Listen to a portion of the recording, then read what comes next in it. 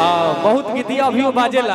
हमके गांव घर में शादी ब्याह रहता हॉर्न में सुना लगी दिया आप लोग भी सुन ले कम जा। अरे की भौजी के मन करे खाए के खटाई अरे यही से चुअत लारबा अरे की यही से धले बुखारबा अरे की झूना झूना वाले ले आई है भैया अब केकरा कहो वो तो खुद घरे हो गई कि झूना झूना वाले ले आई है भैया बोल भैया कि झूना झूना वाले ले आई है भैया नया समाचार बा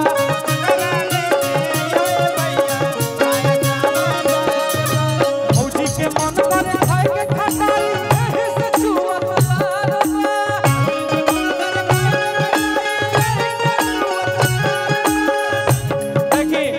खाती गावत रही है कि ये खाती गइले रहे। हाँ हाँ हाँ भौजी के मन पर खाए के खटाई एही से छुअत लारबा एही से भइल बुखारबा झूना वाले ओय हो भैया नया समाचार बा ओय भैया नया समाचार बा खेला बना ले ओय हो भैया नया समाचार बा।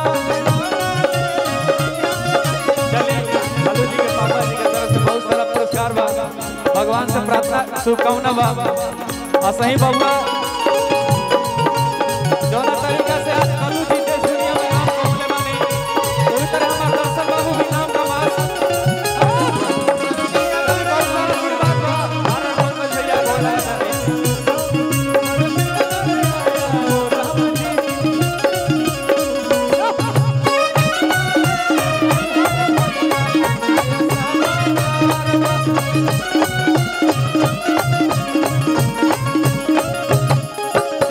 आज बड़े पापा जी प्यार आशीर्वाद लुटावत ने। हाँ हाँ हाँ हाँ हाँ हाँ बबुआ के पापा इतना खुशी जाता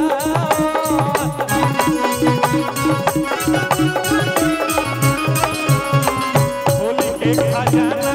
इतना खुशी से लूटा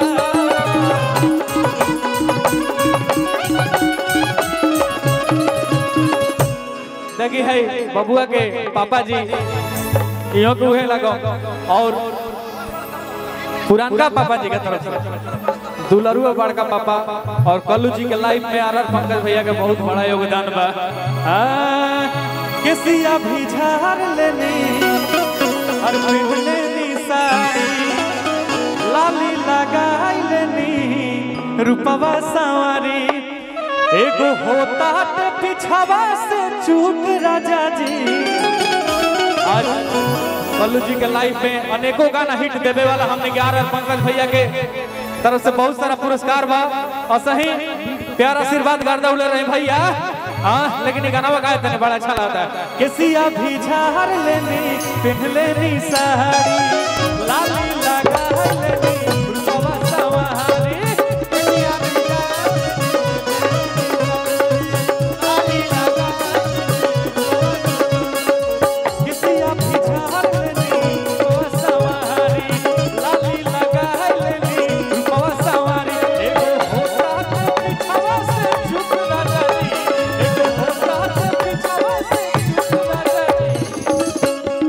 कैसे कलू जी गई भाव देखे